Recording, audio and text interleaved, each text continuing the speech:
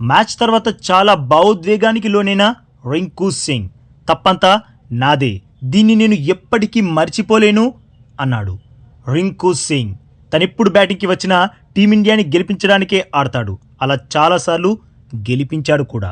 అయితే చాలా మ్యాచ్లుగా రింకు సింగ్కి టీమిండియా తరపున ప్లేయింగ్ 11లో ఆడే అవకాశాలే రావట్లేదు. కానీ న్యూజిలాండ్తో సిరీస్లో అవకాశం రాగానే బరిలోకి దిగిన రింకు రఫ్ఫాడించేశాడు.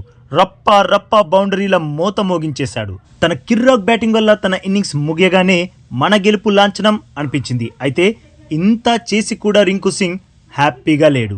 తాను చేసిన ఒక తప్పుపై మ్యాచ్ ముగిశాక ఇండియాని గెలిపించాక చాలా ఓపెన్గా మాట్లాడాడు. మరి రింకు ఏం మాట్లాడాడో, ఏ తప్పు గురించి రింకు అంతలా బాధపడ్డాడో తెలుసుకునే ముందు రింకు సింగ్ న్యూజిలాండ్తో జరిగిన ఫస్ట్ T20Iలో 20 బంతుల్లోనే 44 పరుగులతో నాట్అవుట్గా నిలిచాడు. ఇందులో 4 4లు 3 6లు ఉన్నాయి. ఇక స్ట్రైక్ రేట్ 220. చెప్పాలంటే రింకు సింగ్ చివర్లో చితక బాదడం వల్లే టీమ్ స్కోర్ 238 వరకు వెళ్ళింది. లేదంటే 210 220 పరుగులు మాత్రమే చేసేది. ఎందుకంటే చివర్లో మన టీం వరుసగా వికెట్స్ కోల్పోయింది. బట్ రింకు మాత్రం ఒకవైపు వికెట్స్ పడుతున్నా బీభత్సంగా బ్యాటింగ్ చేశాడు. అలా టాప్ క్లాస్ పర్ఫార్మెన్స్ ఇచ్చి కూడా రింకు అన్హ్యాపీగా ఉండడానికి కారణమేంటో మ్యాచ్ తర్వాత ఇంటర్వ్యూలో చెప్పాడు. ఫస్ట్ రింకు ఏమన్నాడంటే, నాకిప్పుడు టీమిండియాలో ఫినిషర్ రోల్ ఇచ్చారు అని. అంటే రింకు సింగ్ ఒకప్పుడు MS ధోని, హార్దిక్ పాండ్యా ఎలా అయితే టీమిండియాని గెలిపించే ఫినిషర్ రోల్ ప్లే చేసేవారో ఇప్పుడు రింకు భుజాలపై టీమిండియా ఆ బాధ్యతను పెట్టింది అన్నాడు. ఇక ఆ తర్వాత రింకు ఏమన్నాడంటే, నా పని ఒకటే, సరైన విధంగా టీంకి ఉపయోగపడే విధంగా, టీంకి గెలుపునందించే విధంగా నా ఇన్నింగ్స్ని నిర్మించడం. టీమిండియా ఫస్ట్ బ్యాటింగ్ చేస్తే టీంకి భారీ స్కోర్ని అందించడం, ఒకవేళ సెకండ్ బ్యాటింగ్ చేస్తే టీంని విజయ తీరాలకు చేర్చాకే క్రీజ్ని వీడడం. ఇదే నా పని, ఇదే నాకిచ్చిన రోల్ అన్నాడు. ఇక ఈ మ్యాచ్లో చివర్లో హర్షదీప్ సింగ్ పాజీని సింగిల్ తీయమని కోరా అన్నాడు. యాక్చువల్గా కామెంటేటర్ అడిగారు, చివర్లో హర్షదీప్ సింగ్ కొన్ని డాట్ బాల్స్ ఆడాడు కదా, మరి అప్పుడు పాజీకి మీరేం చెప్పారు అని. దానికి రింకు సింగ్, నేను పాజీ దగ్గరికి వెళ్ళి ప్రశాంతంగా ఆడండి, రిలాక్స్గా ఆడండి, కానీ ఎలాగైనా సింగిల్ తీసి ఇవ్వండి అని చెప్పా అన్నాడు. రింకు చెప్పాక హర్షదీప్ సింగిల్ తీసి ఇచ్చాడు. ఆ వెంటనే రింకు విలయ తాండవం చేశాడు. అయితే ప్రతిసారి భారీ షాట్స్ ఆడలేమని, కొన్నిసార్లు డాట్ బాల్స్గా మారతాయని అన్నాడు రింకు. ఎందుకంటే హర్షదీప్ బ్యాటర్ అయితే కాదు, బౌలర్. అలాంటి వాడికి బ్యాటింగ్ వచ్చినప్పుడు కొంత ఇబ్బంది ఉంటుంది, డాట్ బాల్స్ కూడా పడతాయి. అందుకే హర్షదీప్కి అస్సలు టెన్షన్ పడొద్దని చెప్పానన్నాడు.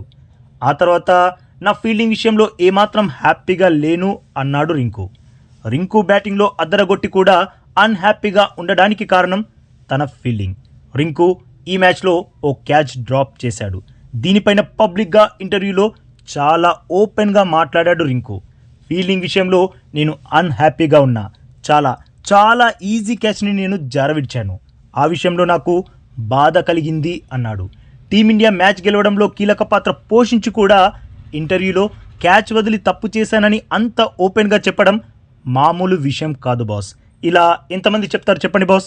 క్రికెట్లో అవన్నీ కామనే అంటారు కదా, కానీ తన తప్పుని ఒప్పుకోవడం, అలాంటి తప్పు మళ్ళీ రిపీట్ కాకుండా చూసుకుంటానని చెప్పడం నిజంగా గ్రేట్. ఆ మాటలకి ప్రతి క్రికెట్ అభిమాని కనెక్ట్ అయ్యారు. తన బ్యాటింగ్ లాగే మాటలు కూడా తన మనసులోంచి వచ్చాయి. ఇలాంటి ప్లేయర్స్ని చాలా అరుదుగా చూస్తాం, కానీ రింకు ఎప్పుడు బరిలోకి దిగినా తన టార్గెట్ అయితే ఒకటే, టీమిండియాని గెలిపించడం. ఆ టార్గెట్ని ఈరోజు మరోసారి అచీవ్ చేశాడు. ఇక ఆ తర్వాత రింకు మాట్లాడుతూ, T20 వరల్డ్ కప్లో కూడా ఇలాంటి నాక్స్ ఆడాలని అనుకుంటున్నా అన్నాడు. 2026 T20 వరల్డ్ కప్లో రింకు సింగ్ టీమిండియా తరపున ఆడుతూ కనిపించబోతున్నాడు. ఇక అక్కడ కూడా న్యూజిలాండ్తో ఎలా అయితే తుఫాన్ బ్యాటింగ్తో చెలరేగిపోయాడో వరల్డ్ కప్లో కూడా చెలరేగుతా అన్నాడు. టీమిండియాకి విజయాలు అందిస్తా అన్నాడు. మరి రింకు సింగ్ బ్యాటింగ్పై, తాను చేసిన తప్పు ఒప్పుకోవడంపై మీ ఒపీనియన్ ఏంటి బాస్? తప్పకుండా కామెంట్ చేయండి. అలాగే ఈ లేటెస్ట్ అప్డేట్కి ఒక్క లైక్ కొట్టి మన ఛానల్ని ప్లీజ్ సబ్స్క్రైబ్ చేసేసుకోవచ్చుగా బాస్. ఇక ఈ వీడియో చూసినందుకైతే మీ అందరికీ దిల్ సే థ్యాంక్ యూ బాస్.